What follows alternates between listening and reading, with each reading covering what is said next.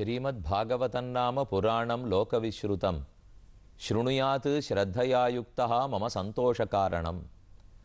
பாகவத புராணத்தை படிக்க படிக்க அவனிடத்தில் பகவானுக்கே மகிழ்ச்சி ஏற்படுகிறது. அந்த புராணத்தில் எத்தனையோ ஆழ்ந்த கருத்துக்கள்.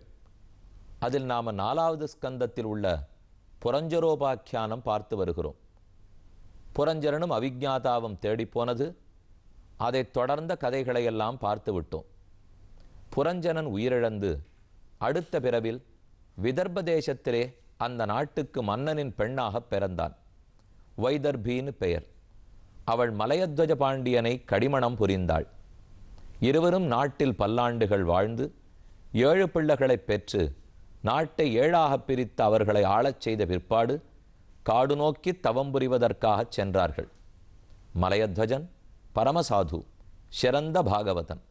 அவன் தன்னுடைய மனைவிக்கு பக்தியை பற்றி நன்கு எடுத்துரைத்தான்.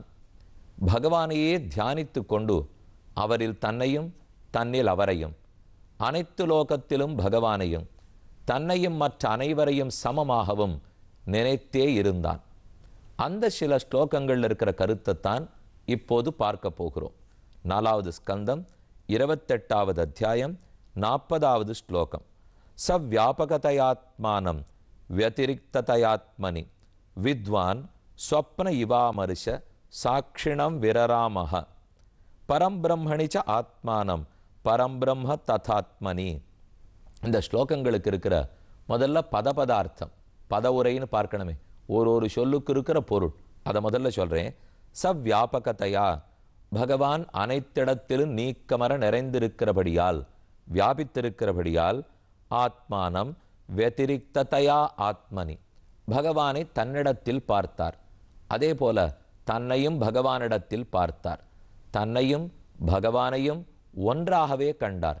அவரிடத்தில் தான் இருக்கிறேன் என்னும், தன்னிடத்தில் அவர் இருக்கிறார் என்னும் இரண்டையும் கண்டார்.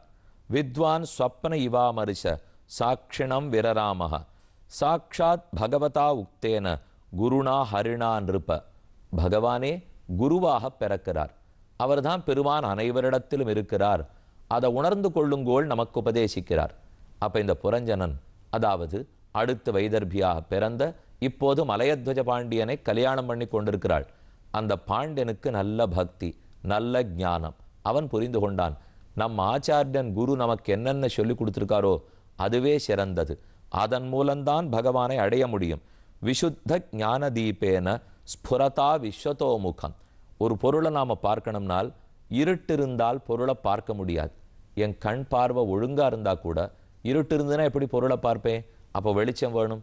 அதே போல் நாம் இருக்கிறோம், பிரம்மம் இருக்கிறார். இருந்துட்டத்துக்காக அவரை தெரிஞ்சுட முடியாது. நடுவில் ஞானம்ங்கிற ஒளி வேணும். அறிவுங்கிற ஒளி இருந்தாலே ஒழிய பிரம்மத்தை நம்மால் தெரிந்து கொள்ள முடியுமா? அந்த இருட்டை போக்குறதுக்கு ஒருத்தர் விளக்கேற்றி வச்சாகணுமே, நம்ம ஒளியை ஒருத்தர் தூண்டி விட்டாகணுமே. அவர் தான் குரு, அவர் தான் ஆச்சாரியன். ஆச்சாரியனாலே தூண்டப்பட்ட ஒளி விளக்கை போன்ற தன் ஞானத்தாலே பிரம்மத்தை நன்கு புரிந்து கொண்டான். எப்படி எனில், பரே பிரம்மணிச்ச ஆத்மானம் பரம்பிரம்ம ததா ஆத்மனி வீக்ஷமானஹ விஹாயேக்ஷாமாஸ்துர பராமஹ. அதாவது பிரம்மத்திடத்தில் தன்னை, தன்னை பிரம்மத்திடத்தில் பார்த்து இப்படியே பிரம்ம தியானம் பண்ணிக்கொண்டு உயிரை துறந்தான். உடல் கீழே விழுந்தது. இப்போ 2 விஷயம் நாம் பார்த்தோம். அனைத்திடத்திலும் பகவான் வியாபித்திருக்கிறபடியால் அவரை தனக்குள் கண்டான். தன்னையும் அவரோட ஒன்றாக பார்த்தான். பிரம்மத்தை தன்னிடத்தில் கண்டான், தன்னை பிரம்மத்திடத்தில் கண்டான் என்கிறது. இந்த விஷயத்தை பார்க்கிறச்சே ரொம்ப ஆச்சரியமான ஒரு சாஸ்திர வாக்கியம். சாந்தோக்கிய உபனிஷத்து ஒன்று சொல்கிறது. ஐததாத்மியம் இதம் சர்வம் தத் சத்தியம் ச ஆத்மா தத்துவமசி ஸ்வேதகேதோ. உத்தாலகருங்கிற தந்தையார் ஸ்வேதகேதுவை படிக்கிறதுக்கு குருகுலத்துக்கு அனுப்பிச்சார். படிச்சுட்டு திரும்பி வந்துட்டான். ஆனால் வந்தவனை பார்த்தா அவன் அறிந்து கொள்ள வேண்டியதெல்லாம் அறிந்து கொள்ளதாக தெரியவில்லை. தந்தையார் நினைத்தார், இவன் எதையோ கற்றுன்னு வந்திருக்கானே தவிர இன்னும் பிரம்ம ஜானம் ஏற்படலை. எதை ஒன்றை தெரிஞ்சுக்கணுமோ அதை இன்னும் இந்த பிள்ளை தெரிஞ்சுக்கலே. அவங்ககிட்ட தெரிஞ்சுனானா கேட்போம்னுட்டு உத்ததம் ஆதேசம் அப்ராக்ஷியா ஏன அஸ்ருதம் ஸ்ருதம் பவதி அமதம் மதம் அவிஜாதம் விஜாதம் என்றொரு கேள்வியை சொன்னார். அவர் கேட்டது, அந்த ஆதேசத்தை பிரம்மத்தை உணர்ந்து கொண்டாயா? எத்தை தெரிந்து கொண்டால்? தெரியாததெல்லாம் தெரிந்ததாகிறதோ, மனனம் பண்ணாததெல்லாம் பண்ணப்படத்தாகிறதோ, கேட்கப்படாததெல்லாம் கேட்கப்பட்டதாகிறதோ, அதை தெரிஞ்சிண்டியா என்று தந்தையார் கேட்டார். அது எதுன்னு பிள்ளை விசாரித்தான்.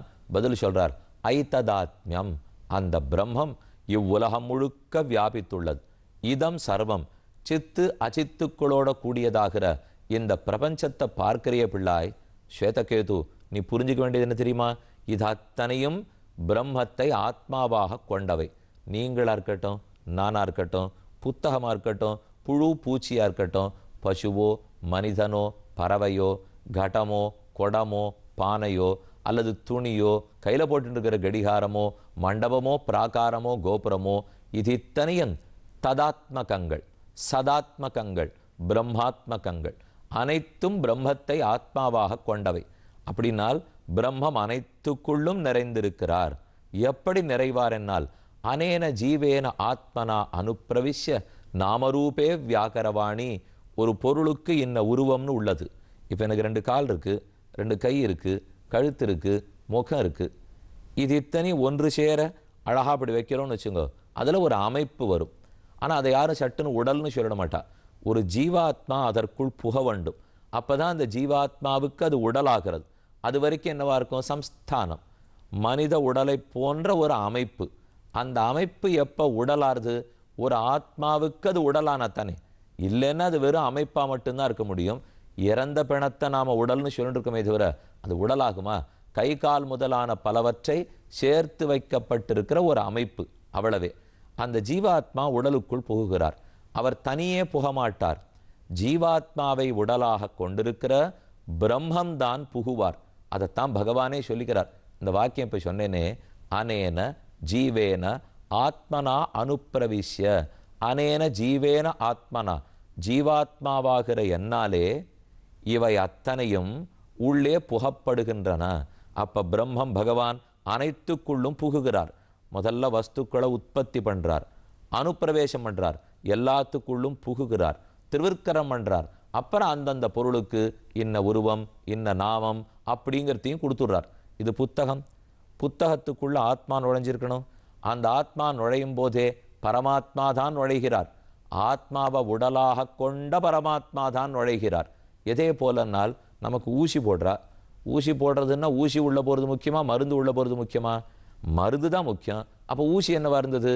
மருந்தை வகித்து கொண்டு போச்சு, மருந்தை தாங்கிட்டு போச்சு. ஒரு வெஹிக்கிள், ஒரு வாகனமாகத்தானே போச்சு. அதே போல ஜீவாத்மாவே ஒரு வெஹிக்கிள் தான். பிரம்மந்தான் உள்ளுக்குள்ள இருக்கிற மருந்து, சம்சாரம் என்னும் பெரும் வியாதியை போக்கக்கூடிய மருந்து. அப்போ அந்த மருந்தை தூக்கின்னு வர்ற ஊசி, அந்த ஊசியோட மருந்து உள்ளுக்குள்ளே போகிறது இல்லையோ உடம்புக்குள்ளே. அதை போல படைக்கப்பட்ட அனைத்துக்குள்ளும் பிரம்மம் புகுகிறது. அப்போ எல்லாவிடத்திலும் வியாபித்திருக்கிறார். எல்லா இடத்துலையும் எப்போ வியாபிச்சுட்டாரோ அவரேன்னு எந்த சொல்லுமே. கடிகாரம் நான் சொன்னேன். இந்த கடிகாரம்ன்ற சொல்லி எதை குறிக்கும்?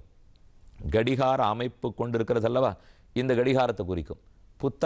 புத்தகம்னா பக்கத்தோடு இருக்கும், 2 பக்கம் பிடிக்கிறாப்புல இருக்கும், அச்சு போட்டிருக்கும், அட்டை போட்டிருக்கும், பகவானுடைய படம் போட்டிருக்கும். இதெல்லாம் புத்தகத்தினுடைய அமைப்பு, உருவ அமைப்பு. இந்த உருவ அமைப்புக்கு பேர் என்ன? புத்தகம். ஆனால் இந்த உருவ அமைப்போ புத்தகம்ங்கிற பேரோ ஒரு ஜீவாத்மா பரமாத்மா உள்ளுக்குள்ள புகாவிட்டால் இவற்றுக்கு கிடைக்காது. பகவான் அதற்குள்ள புகுந்திருந்தா தான் இந்த அமைப்புக்குங்கிற புத்தகம்ங்கிற பேரே வரும்.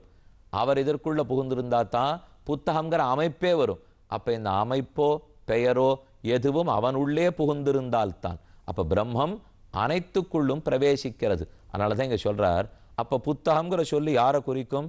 இந்த அமைப்பை மட்டுமா குறிக்கும்? இல்லையே. இந்த அமைப்புக்குள்ள புகுந்திருக்கிற ஜீவனையும் குறிக்கும். இல்லையே. அந்த ஜீவனையே தனக்கு உடலாக கொண்டிருக்கிற பரமாத்மாவையும் குறிக்கும். அப்போ புத்தகம்ங்கிற சொல் புத்தகத்தை சொல்லி அங்கிருந்து நகர்ந்து போய் ஜீவாத்மாவிடத்தில் நிற்கும். ஜீவாத்மாவை சொல்லி அங்கிருந்து நகர்ந்து போய் பரமாத்மாவளவுக்கு நிற்கும். ஏன்னு பார்ப்போமே. நான்